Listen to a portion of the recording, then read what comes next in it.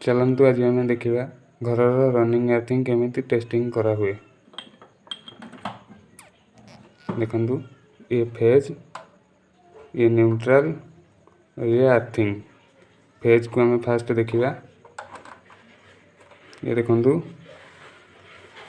Touch कले light जलुची। ये आमर फेज अच्छी। फास्ट आमको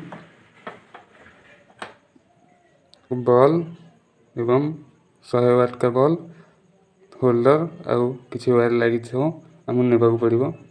फास्ट आम न्यूट्रल और फेज रे लगेगा। ये पूरा जलुची ठीक से। न्यूट्रल और फेज जमी सब जले आमको बर्तमान देखा पड़ो अर्थिंग केमी टेस्टिंग हम। फास्ट फेज रे गोटे वायर देवे एवं अर्थिंग रे गोटे वायर देवे मझी जो ऊपर। देखो ये भी जलुची मैंने आम अर्थिंग ठीक अच्छी। देखु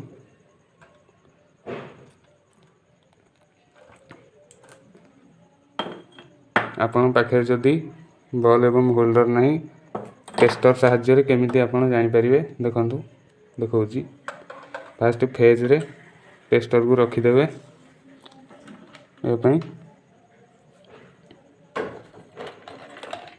तो वायर नेबा को पड़िबो। वायर को ऊपर लगे देवे एवं देखंतु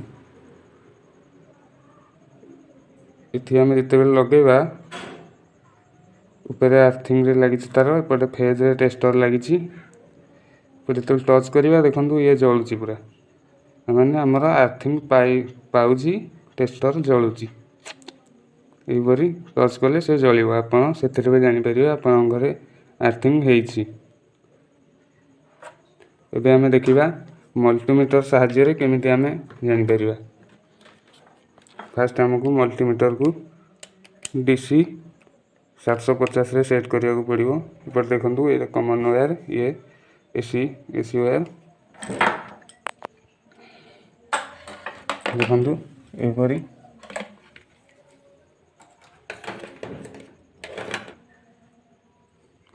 फास्ट आमको न्यूट्रल रे ब्लैक वायर एवं फेज रे रेड देला परे देखंतु एपटे आमर वोल्टेज देखौची केते अछि 236-37 भितर रहउची।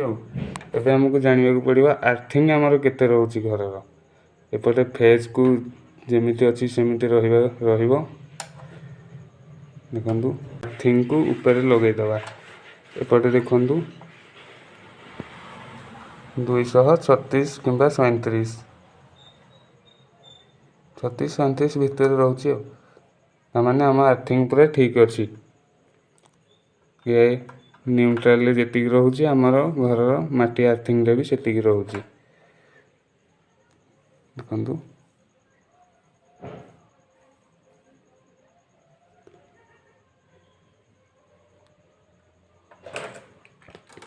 अबे आमे एक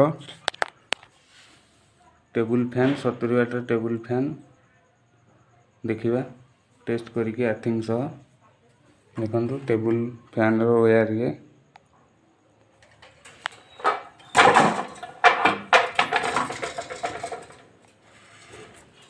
फास्ट आमको टेबुल फैन चलुची कि नहीं देखा पड़ो। न्यूट्रल और फेज सिंपल जेन दिया हुए सब बेले सेमिति दबा। ये देखंतु पूरा चलुची स्पीड भी अच्छी।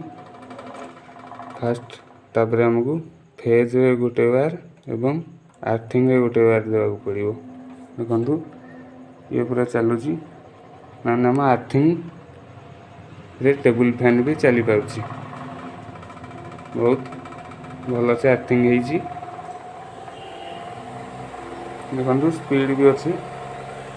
फेज रे गोटे और अर्थिंग रे गोटे दिया होइची। एपटे न्यूट्रल फांका अच्छी देखि परिबे। फिर फैन चलुची।